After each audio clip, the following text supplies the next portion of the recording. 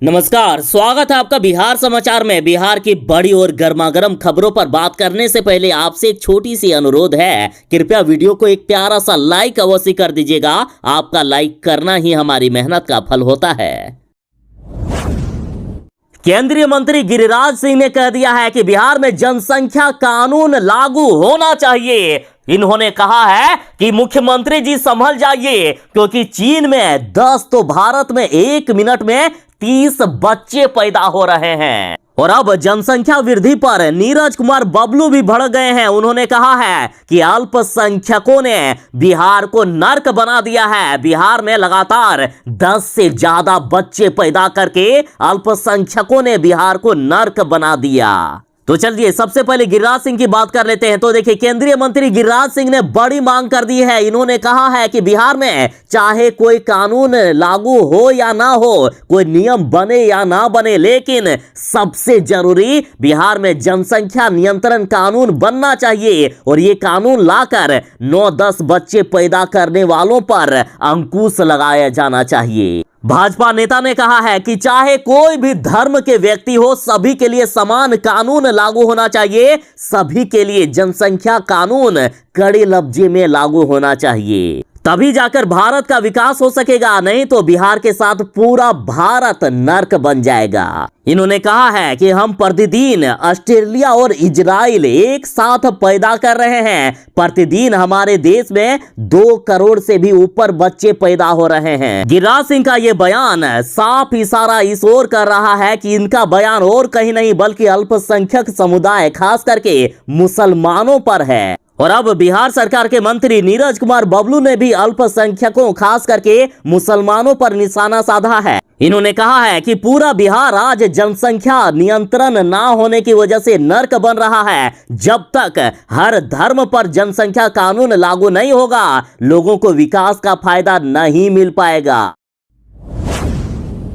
आखिर बिहार कैसे सुधरेगा? बिहार के मजदूरों के बच्चे, गरीबों के बच्चे कैसे पढ़ पाएंगे जब ये पूरा सिस्टम ही खराब है? देखिए, मोतिहारी में हेडमास्टर साहब नहीं बता पाए कि मैं स्कूल जा रहा हूं का अंग्रेजी अनुवाद।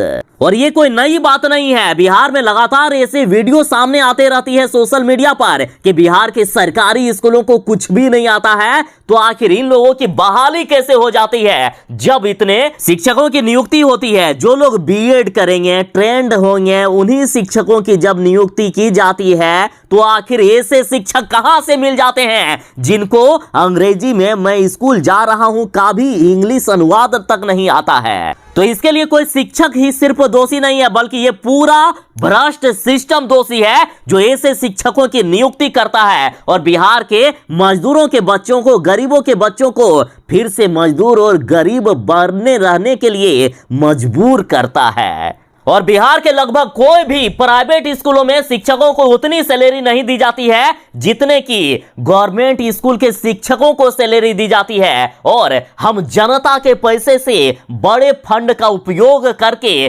बिहार का सरकारी स्कूल बनता है, इसमें तरह तरह की सुविधाएं आती है और हम जनता के पैसे की बर्बादी ही तो इसे कह सकते हैं ना। जब शिक्षक को पढ़ाना नहीं आता है तो आखिर इस स्कूल का क्या फायदा?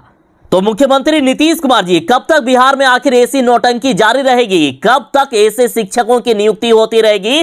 कब आखिर आपका ये पूरा सिस्टम सुधरेगा? आखिर कब कब और कितनी बार सोनू कुमार जैसे बच्चे आपके सामने आकर बोलेंगे कि स्कूलों में पढ़ाई नहीं होती है, सरकारी स्कूलों में? देखिए, खबर है कि बिहार के मोतिहारी में एसडीओ साहब एक सरकारी स्कूल में निरीक्षण करने पहुंचे। इस दौरान स्कूल के हेडमास्टर साहब से कैमरे के सामने मैं विद्यालय जाता हूं, मैं विद्यालय जा रहा हूं, इन सभी का अंग्रेजी अनुवाद पूछ लिया गया, लेकिन हेडमास्टर साहब भी नहीं बता पाए। मास्टर से छोड़ दीजिए, ये हेडमास्टर बन गए हैं, उसके बावजूद इनको इतना थोड़ा सा ज्ञान नहीं है। और ऐसे में सिर्फ ये शिक्षक नहीं बल्कि ये पूरा सिस्टम दोषी है जो ऐसे शिक्षकों की नियुक्ति कर देता है। माननीय प्रधानमंत्री नरेंद्र मोदी जी 12 जुलाई को पटना आ रहे हैं। तो इधर राजद ने मुख्यमंत्री नीतीश कुमार जी से बड़ी मांग कर दी है कि आप माननीय प्रधानमंत्री जी से बिहार को विशेष राज्य का दर्जा देने की मांग अवश्य ही करें। आरजेडी प्रवक्ता मृत्युंजय तिवारी ने कहा है कि चुनाव के समय जो वादा करके प्रधानमंत्री जी गए थे उसको अब पूरा करने का समय आ गया है, चाहे रोजगार का मामला हो या फिर विशेष राज्य दर्जे का मामला हो। उन्होंने कहा कि सीएम ने तो पटना यूनिवर्सिटी को सेंट्रल यूनिवर्सिटी बनाने की मांग हाथ जोड़कर की थी, लेकिन वो भी अभी तक पूरा नहीं हुआ है। अतः राजद ने मुख्यमंत्री जी से कहा है कि मुख्यमंत्री जी जब 12 जुलाई को पीएम मोदी जी पटना आएंगे तो आप उनसे बिहार को विशेष राज्य दर्जा देने की मांग अवश्य ही करिएगा। राजद ने कहा है कि मुख्यमंत्री जी ये बिहार के लिए बहुत ही अच्छा मौका है, कृपया इस मौके को जाने ना दें। राजद प्रवक्ता मृत्युंजय तिवारी ने कहा है कि हुजूर देर कर दी आते आते, चुनाव में जितना वादा करके गए थे वादा तो पूरा हुआ नहीं, जनता भी बेसब्री से इंतजार कर रही थी। अब जब प्रधानमंत्री नरेंद्र मोदी पटना आ रहे हैं तो लोगों को उम्मीद है कि प्रधानमंत्री से मुख्यमंत्री बिहार की वाजिब मांग विशेष राज्य के दर्जे की जरूर ही रखेंगे और प्रधानमंत्री जी इसकी घोषणा भी करेंगे। साथ ही राजद ने याद दिलाया है कि जो प्रधानमंत्री जी ने बिहार को 19 लाख रोजगार देने का वादा किया है उसे भी अब पूरा करने का समय आ गया है। इन्होंने यहां तक कह दिया कि बिहार वालों से जो वादा किया है वो निभाना पड़ेगा, नहीं तो 2024 के चुनाव में सत्ता से भी जाना होगा। बिहार के मुख्यमंत्री नीतीश कुमार जी को इतने दिनों से पता ही नहीं था कि उनके द्वारा जो मेडिकल कॉलेज खोले जाते हैं वो असल में भ्रष्टाचार का केंद्र बिंदु हो जाता है। वहां भ्रष्टाचार के सिवा कुछ होता ही नहीं है। जनता के पैसे से जिस अस्पताल को बनाने के लिए करोड़ों खर्च किए जाते हैं असल में वो सिर्फ एक खंडहर बन के रह जाता है। देखिए बिहार के मेडिकल कॉलेज की एक युवक ने मुख्यमंत्री नीतीश कुमार जी के सामने जाकर पोल खोली, तब जाकर मुख्यमंत्री जी को यह पता चला और हतप्रभ होकर मुख्यमंत्री जी ने फोन लगाकर कहा कि हम मेडिकल कॉलेज खोलते रहेंगे और कोई सुविधा नहीं मिलेगी तो आखिर क्यों खोलेंगे हम मेडिकल कॉलेज। दरअसल मुख्यमंत्री नीतीश कुमार जी के जनता दरबार में मधेपुरा से आए एक फरियादी ने मेडिकल कॉलेज की पोल खोल दी। मधेपुरा के फरियादी ने मुख्यमंत्री नीतीश कुमार जी से कहा कि आपके द्वारा मधेपुरा में मेडिकल कॉलेज खोला गया लेकिन वहां कोई सुविधा नहीं है, ना तो बेहतर इलाज की व्यवस्था है और ना ही जांच की। 6 माह से अल्ट्रासाउंड भी नहीं हो रहा है। एमआरआई जांच की सुविधा जब से मेडिकल कॉलेज खुला है तब से आज तक शुरू नहीं हुआ है। सिर्फ नाम का मेडिकल कॉलेज है। मेडिकल कॉलेज में जाने पर रेफर कर दिया जाता है और ये शिकायत सुनने के बाद मुख्यमंत्री जी हतप्रभ हो गए। इसके बाद तुरंत ही फोन लगाकर विभाग के प्रधान सचिव को कहा। मुख्यमंत्री जी ने कहा कि ये तो आश्चर्यजनक बात है, वहां कोई सुविधा नहीं है। ऐसा आखिर क्यों, इसको देखिए। आखिर हम मेडिकल कॉलेज खोलते जाएंगे और वहां कोई सुविधा नहीं मिलेगी तो आखिर क्या फायदा। मुख्यमंत्री जी ये कोई एक अस्पताल की बात नहीं है, बिहार के कई अस्पताल में इससे भी खराब स्थिति है। कुछ दिन पहले ही बिहार के वैशाली जिले के महनार सामुदायिक स्वास्थ्य केंद्र का एक वीडियो वायरल हुआ था जिसमें से एक महिला की ऑपरेशन एक झोला छाप डॉक्टर ने कर दिया था और इस महिला के ऑपरेशन के दौरान ऑपरेशन थिएटर का दरवाजा भी खुला था और तमाशा देखने के लिए कई अन्य लोग भी मौजूद थे। और इसके अगले ही दिन इसी अस्पताल में एम्बुलेंस नहीं मिलने से एक मरीज को ठेले पर लाना पड़ा और ले जाने के वक्त भी एम्बुलेंस नहीं दिया गया। कहा गया कि ठेले पर लाए हो, ठेले पर ही ले जाओ। तो इन खबरों पर भी, ऐसे अस्पतालों पर भी ध्यान दिया कीजिए मुख्यमंत्री जी। सब आपके पास फरियाद लेकर जनता दरबार में थोड़े ना जा सकते हैं, तो इन खबरों पर भी जरा ध्यान दिया कीजिए।